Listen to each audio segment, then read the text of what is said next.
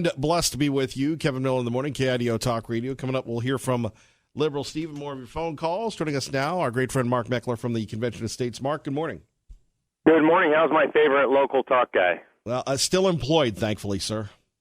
I'm glad to hear that. Smart bosses. Mark, let's talk a little bit about the state of the nation in light of these mass shootings that have happened in Dayton and in El Paso, Texas, people saying we need further laws. What's your take on that? Yeah, look, I'm worried about the state of the nation, and not so much because of the shootings specifically, but because of how we react to each other in the face of tragedy. And here's what I mean by that. People can look at my Facebook post on this at conventionofstates.com. I'm very concerned because this is a national tragedy. These are national tragedies. These are times when Americans traditionally come together.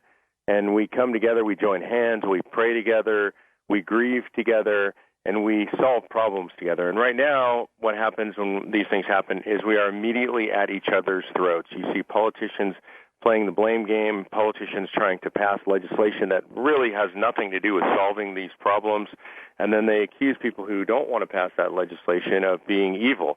It is a very unhealthy cycle, and it concerns me greatly for the nation. Indeed, it just we're going to wave a magic wand, and we've done that for quite some time. Mark, when we take a look at a group that you were instrumental in starting, the Tea Party, over the weekend I was kind of sorry for being all over the place, but it really fascinates me, that movement and how it changed America. Do you think we'll ever have an objective history of how the Tea Party began and really was the precursor to what we have in President Trump?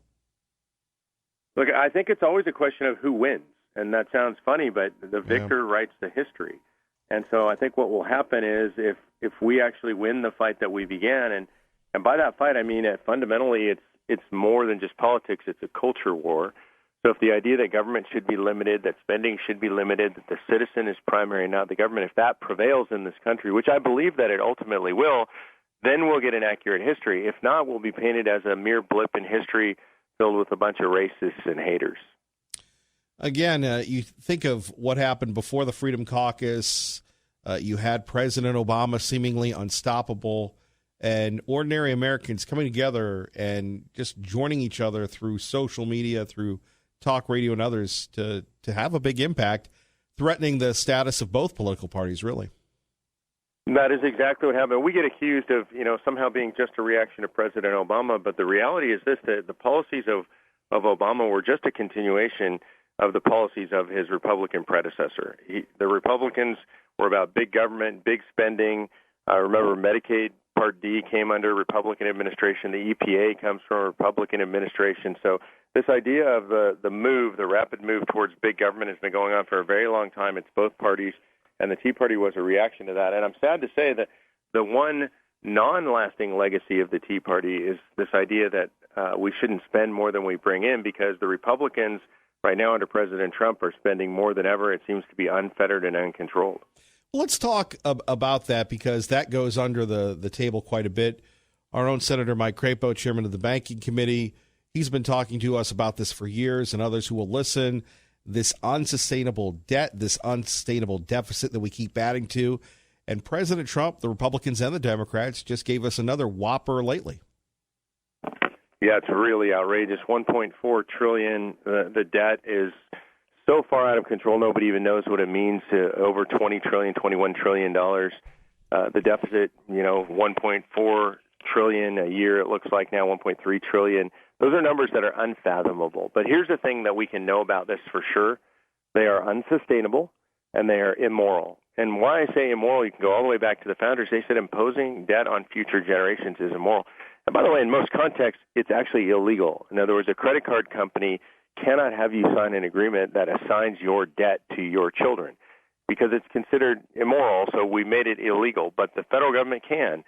Right now, every tax-paying family owes at least $1 million in long-term debt to the federal government. That's just outrageous. Most people don't realize it, but it is one or two things is going to happen. Either we're going to impose the taxes to pay that off, in which case it would be a crushing burden on every family, or we're going to inflate our way out of it, which is just another way of creating taxes. We print money. Every dollar is worth less. So people in the future, our kids and our grandkids, are going to get crushed by this debt, and that is just immoral. Mark Meckler joining us from the Convention of States. Kevin Miller in the morning, KIDO Talk Radio. Mark, let's take a look at the Convention of States, obviously an issue near and dear to your heart. How did you go from being a founding member of the Tea Party, an activist, a patriot, to the Convention of States? What was that evolution for you? Yeah, so we had the 2010 election. We switched parties massively in Congress, the biggest party swing since 1938. And I believed naively, everything was going to change. The people had expressed their will overwhelmingly, like I said, bigger than any time since 1938. And yet that new class went in there and largely got eaten by the swamp, swallowed up by the swamp. And so that was really frustrating. And I was looking for a solution to that because I realized that it wasn't enough to send good people to Washington, D.C. It wasn't about a change in personnel. What I realized through conversations with people a lot smarter than me is that we had created structural problems in our system of governance over the last 115 years, and that if we didn't fix that structure, it didn't matter how many good people we sent to Washington, D.C. So Mike Ferris is the guy that originally introduced me to this. Tom Coburn told me he'd been there, 14 years at that time, and nothing had changed. It had just gotten worse. Jim DeMint had been there a long time. He came along, told me the same thing. These were very conservative, solid, stalwart guys who had served in the House and the Senate who believed it could never be changed from the inside. And so we were looking for a mechanism to force change on Washington, D.C. from the outside, and the founders gave that to us in Article 5 of the Constitution. And yet many people in your, maybe you'll move to Idaho. Everybody from California seems to be moving here already. You've got some resistance. What do you say to the critics? Look, I would just say look at who you're in bed with. And so if you're opposed to this, you're in bed with George Soros, you're in bed with Hillary Clinton, you're in bed with every single radical leftist organization in America, Planned Parenthood, La Raza, MoveOn.org, Daily Cause. In fact, Common Cause, I just got a hold of a letter, a fundraising letter. Common Cause is George Soros' main policy arm. They have a fundraising letter that just came out. I'd share it with anybody who wants to see it, saying that Convention of States is the most dangerous thing happening in America. So if you're on the right, if you're a stalwart conservative, if you believe in originalism, you value freedom and liberty and the Constitution, you're now in bed with the people who are against all of those things. And I think that's really important. And one more thing, Kevin, the flip side of that is every major conservative in America that's spoken on this issue has spoken in favor of it. That's Rush Limbaugh, that's Glenn Beck, that's Mark Levin, that's Ben Shapiro, that's going to the younger people, that's Charlie Kirk. All these folks are in favor of what we're doing. Every major conservative scholar in America is in favor of this. They serve on my legal advisory board, from Mark Levin to Robbie George at Princeton to Randy Barnett at Georgetown. All of these guys are in favor of it because they understand this is the only way to take the country back, and everybody on the left is opposed to this. Mark Meckler joining us once again, Convention of States. We'll give the website in a minute here on KIDO Talk Radio. So your thoughts on just this whole swing? We need gun control. Gun control doesn't work. The Senate needs to come back. The media coverage. You've been in the forefront of this. It just seems like a lot of churn. There's not much going on. It's positioning, it seems, or is it? It is positioning. It's political positioning by the left in America. Every time one of these things happen, they refuse to look at the root causes. They offer gun control measures that would objectively have done nothing to stop any of these shooters. For example, they want to ban ARs. Well, there are millions upon millions of ARs in America. It's the most popular sporting rifle in America. Banning ARs wouldn't have changed anything. Frankly, in close quarter shooting like that, handguns are as, if not more, effective. A shooter can carry multiple handguns on them, multiple magazines for each handgun. So it's not going to change anything. They want to close the quote-unquote gun show loophole for private sales between individuals. There's never been any evidence that any of these folks have bought their weapon. Anybody who committed a crime like this bought their weapon at a gun show or in a private sale. So it's just posturing. But again, this is the thing I'm worried about most, Kevin, is I think we have to look at each other as friends and neighbors and people who care and love about each other. Because I understand for the average person who's not a gun person, who's not a Second Amendment person, when they see the carnage, their immediate reaction is ban guns. Now, I get that. And I don't think on an emotional level, just emotional level, that's unreasonable. Like, they want to stop the carnage. You have to know that when your neighbors and your friends say we should ban the guns, they're not saying it because they hate you or they want to take away your guns. They're saying it because They don't want to see the carnage. They're heartbroken, just like you are, just like I am. And so we have to stop attributing bad motives to each other. And when we hear, folks on the left hear us saying gun control laws don't work, they're not going to make any difference, they should not think that we're horrible people who don't care about the carnage, who don't care about the problems. We should first attribute good motives to each other. We should come together. We're all on the same side, and we should have a serious discussion about what's causing these problems, not just jump into legislation. Mark, if people want more information from you and the Convention of States, what can they do? Yeah, I would love people to watch what I said about this on Facebook, so they can go to facebook.com/Convention of States, or just look up on Facebook Convention of States and listen to what I said last Sunday night. And if they want more information about Convention of States, they can go to conventionofstates.com. Mark Meckler, until we meet again, brother, thank you. Thank you to my favorite local radio guy in the country, Kevin. Appreciate you being there. Take care, sir. Bye-bye. From one extreme to our own extreme, Liberal Steve on KIDO Talk Radio. Thank you for your patience. There's a killer on the road. Brain is squirming like a toad, and his AK has got a full load. Carry weapons. Carry weapons. You have the right in this country to carry a weapon. And I was shocked in the state of Texas that no one had a weapon to pull out and eliminate the threat. I was really shocked.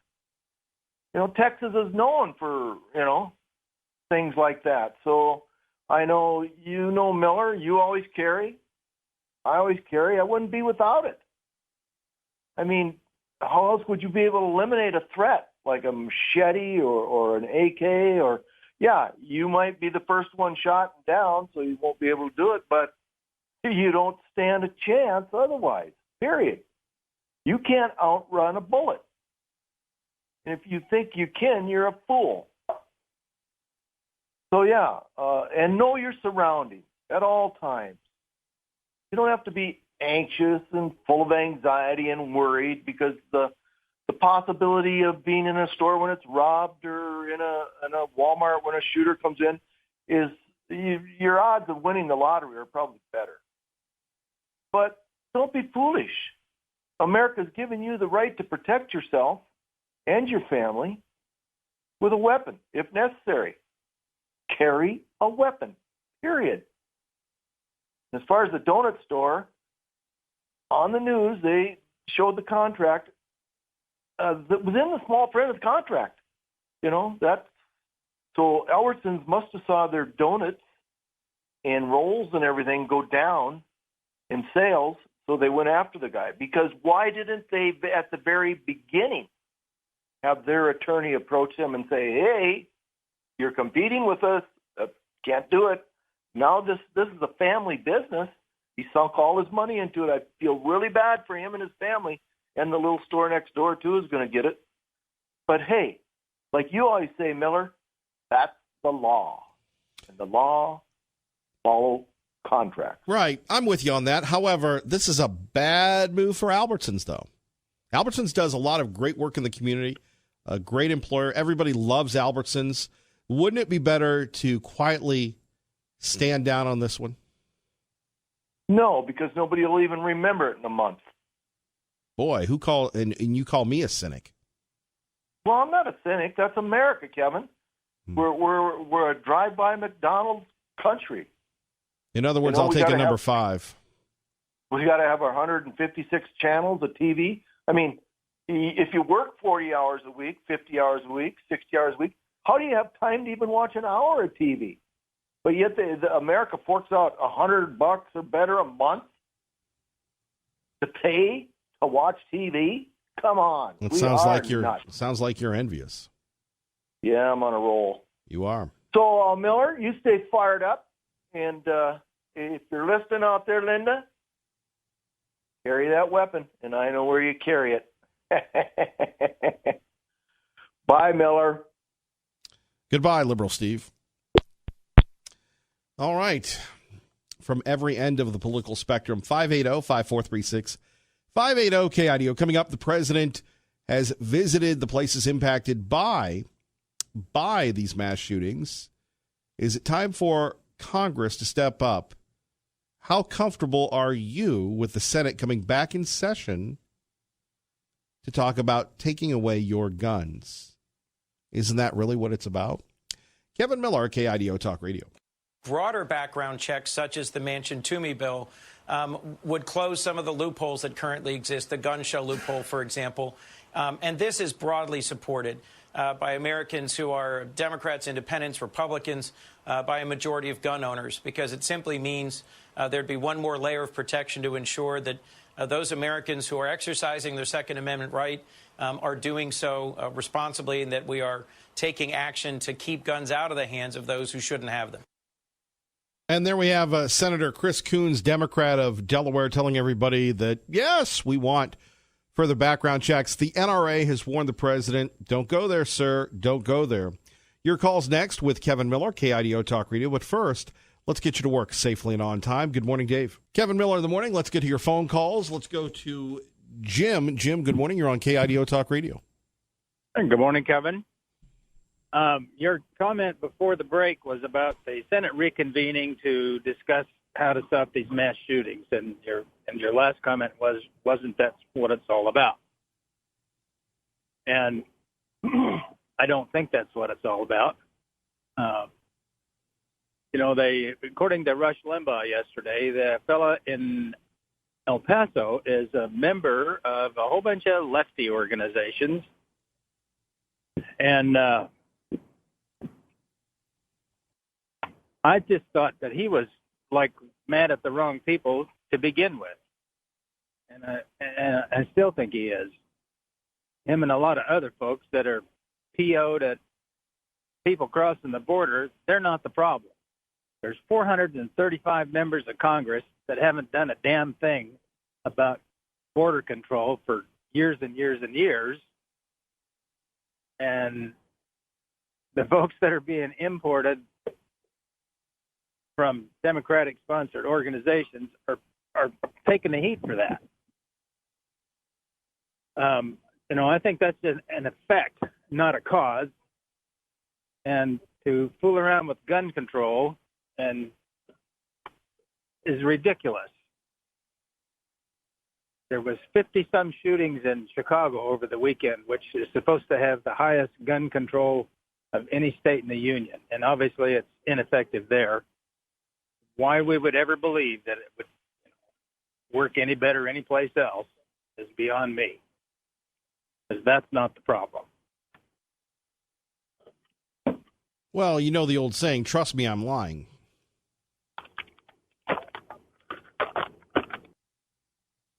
Jim? I guess if you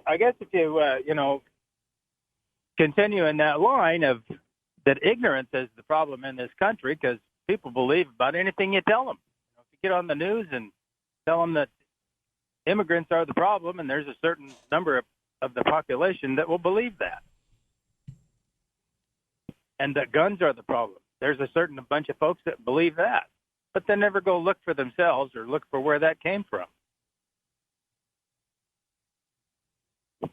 So, we have a news media and a PR campaign that puts that kind of crap out, and people just sit there and say, okay, carry on.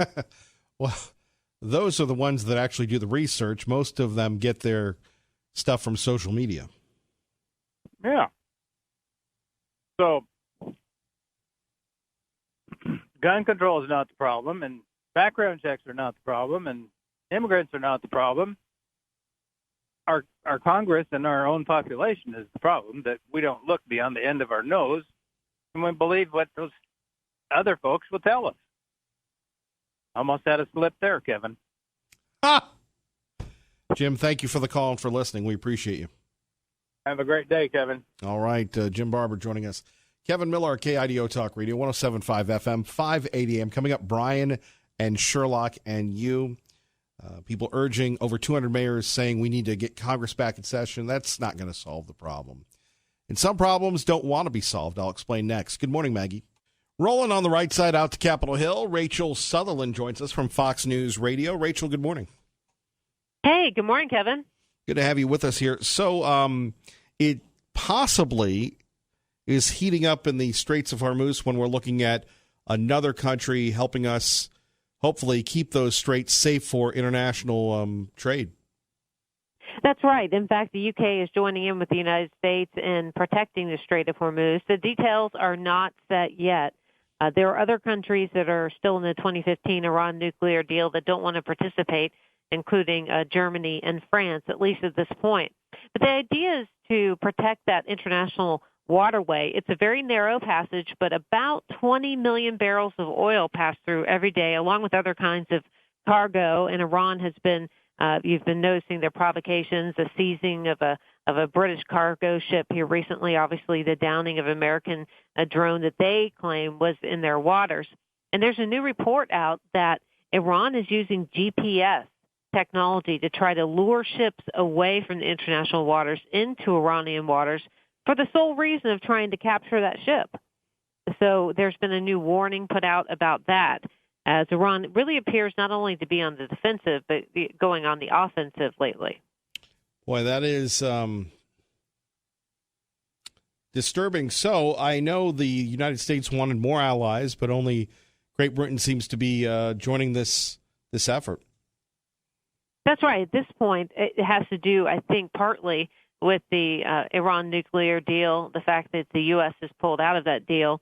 The U.K., though, moving forward after the election of the new Prime Minister, Boris Johnson, he's more of a populist, more of a conservative, so they're moving in the direction of being with the United States. But the new Foreign Secretary for the U.K. was with Secretary of State Mike Pompeo yesterday at the State Department, was asked about the deal back in 2015, and he said that this move to join with the United States in protecting the Strait of Hormuz has nothing to do with the Iran nuclear deals. They're going to continue to try to remain in the agreement.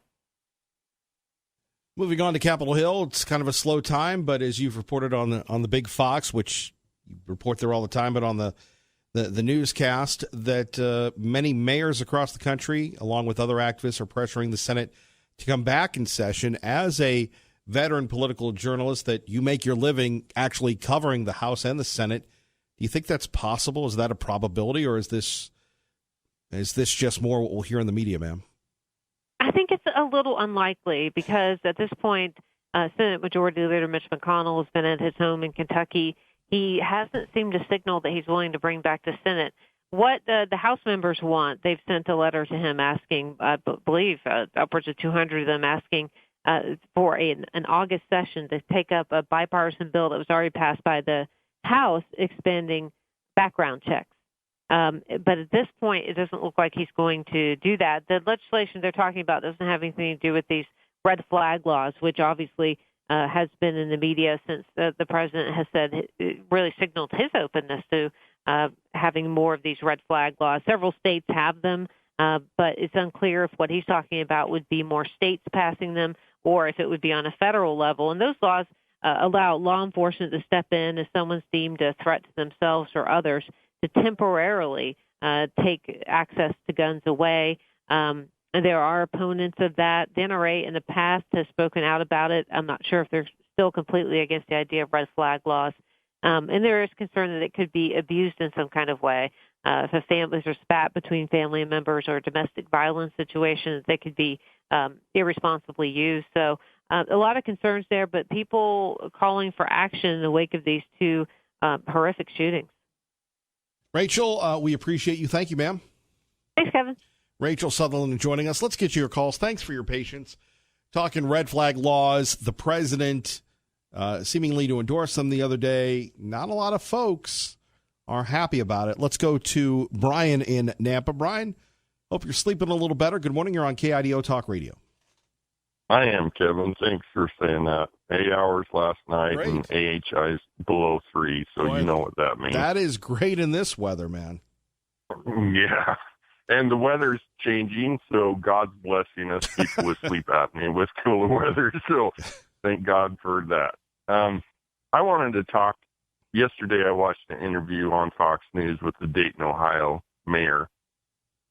And Trump had asked her, we'd like to honor your police officers that did such a great job. And I called in yesterday and said how great these guys were, and I'd like to know who they are. And I actually do. social media is all on it when the big news aren't.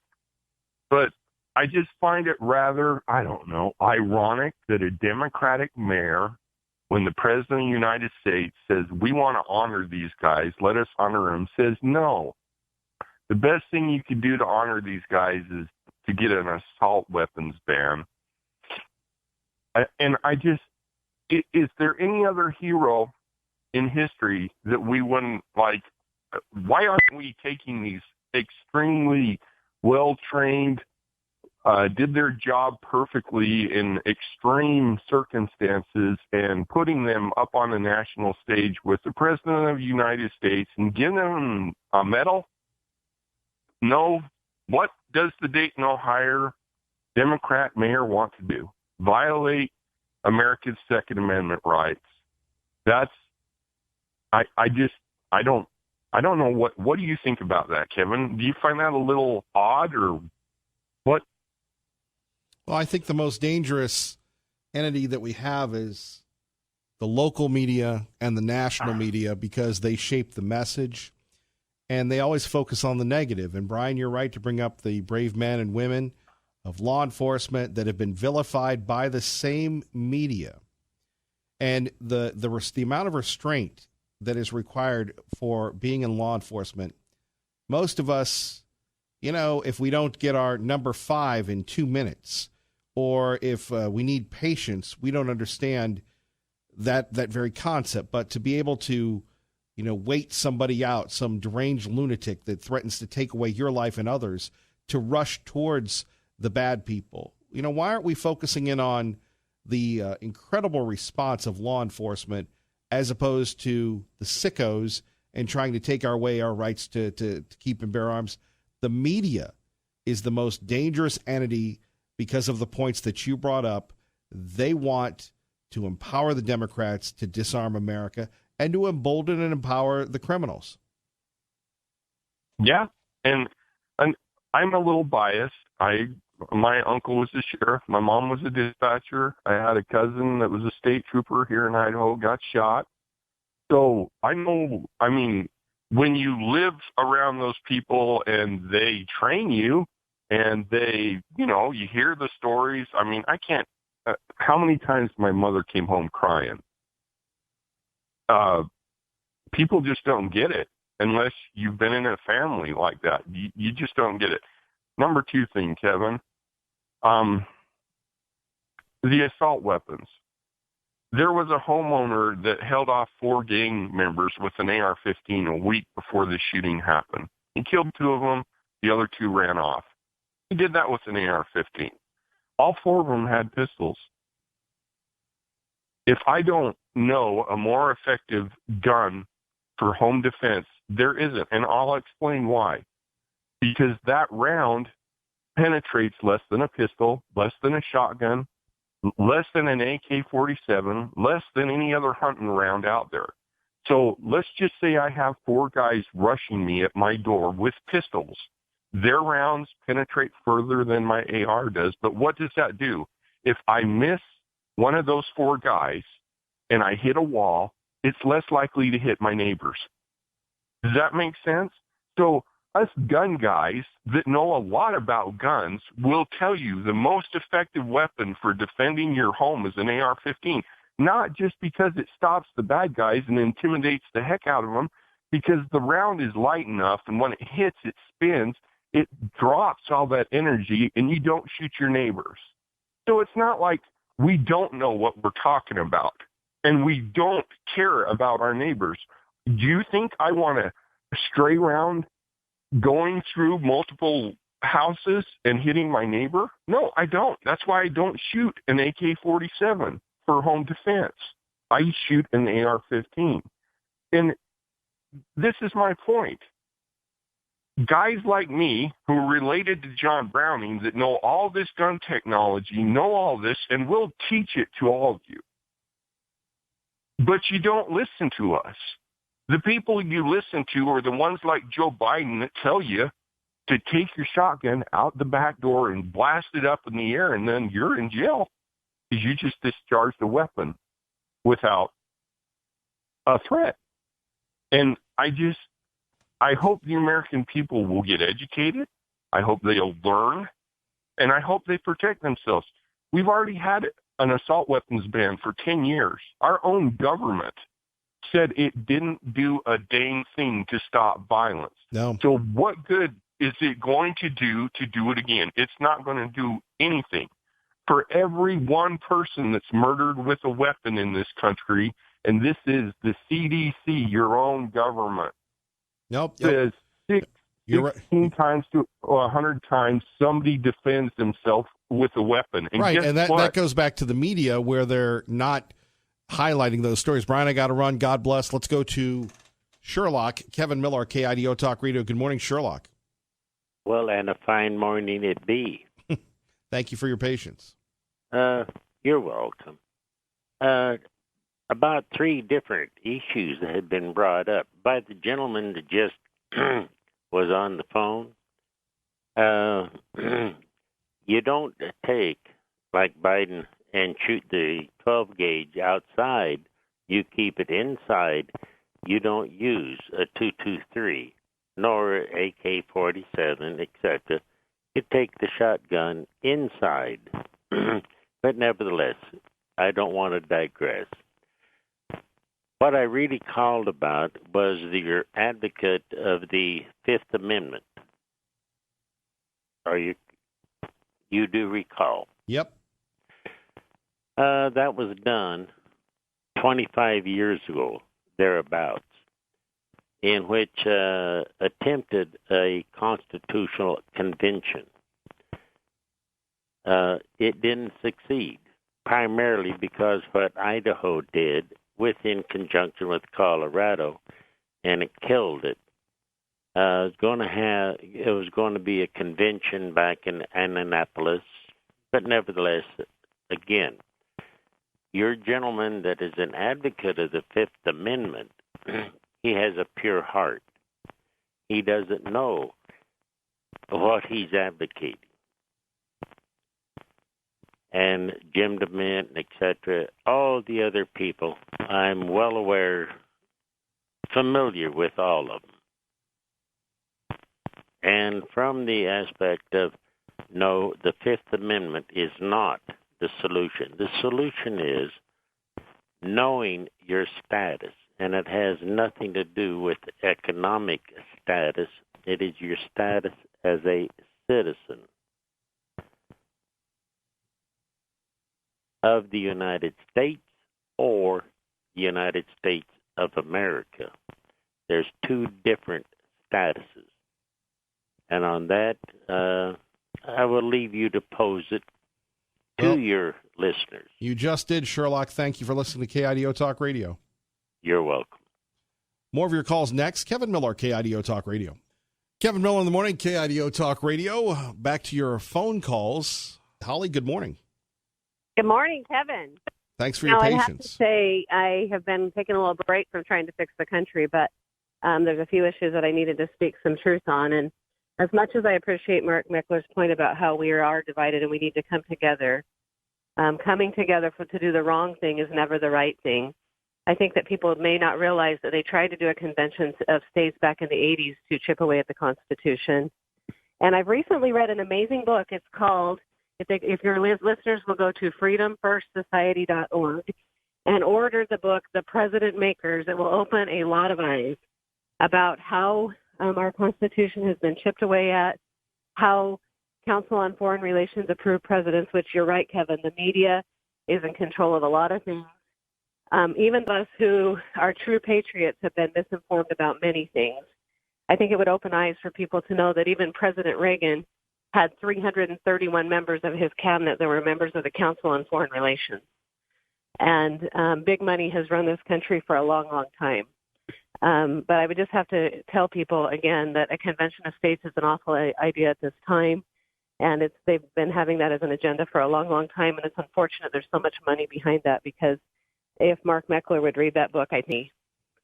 And what's the name of the book again? It's called The President Makers. It's on freedomfirstsociety.org. It talks all about how a Council on Foreign Relations president agrees to limit grazing, logging, and mining to strip away Second Amendment rights. It's a calculated plan, Kevin, and I know that a lot of people do not want to believe it's real. Hell, I don't want to believe it's real. But if it is real, we need the facts before we come together, and we need to do the right thing for this country, and that is to preserve our Constitution. That is to go back to a limited and all of the programs that are making people dependent so they can't provide for themselves. This also goes back to the Lord's plan, which when you like when you go out and feed bears, pretty soon they can't do anything for themselves. And we've got to change this country, and it's got to begin in the schools, and we've got to end the misinformation. Holly, one more time, the name of that book, and good to have you back saving the world with us again. The President Makers. It's an amazing book. It's very well laid out. It starts way back how this began, information about our country. It's at freedomfirstsociety.org. If they scroll down to the banner, it's a red book, and it's basically we haven't elected a president without the blessing of the Council on Foreign Relations for a long, long time, Kevin. And I think people need to realize that if we care about our country as citizens, we have to take it back, and we can't sit back and just hope that things are going to be fine. We've been schooled to think that, hey, if we just get to the election and we get this guy to be our president, all is going to be well. Well, that is wrong. It's wrong. Holly, thank you. Thank you. Have a great day. You too. Traffic and weather together, KIDO Talk Radio. Good morning, Dave. Back to the phones. Jim in Middleton, good morning. Hey, Kevin, sorry, I got one of those new phones now, and it's not as intelligent as they told me it was. So anyway, Kevin, I just wanted to jump in. One of your callers, nice fella, calls in regularly and what have you, was talking about the AR-15 and the AK-47 and different rounds. Typically the AK-47 takes a 7.62x39, but it is chambered in .223 also. And the AR-15 now is chambered in just about every caliber you can think of. But the point of the call was just to kind of educate a few folks. For military use, all ammunition is a full metal jacket, and that was ordained by the Geneva Convention. So if you shoot somebody, Kevin, the bullet passes through the person, does not disrupt tissue, cause a lot of shock and instant killing, so to speak. Okay? So that's a good thing. For personal self-defense, it's not a good thing. And for hunting, it's against the law because you won't dispatch an animal quickly. You may wound it and it'll run off. So now let's go back to self-defense. You can buy any ammunition that you want, be it an AK-47 7.62x39 round or the .223.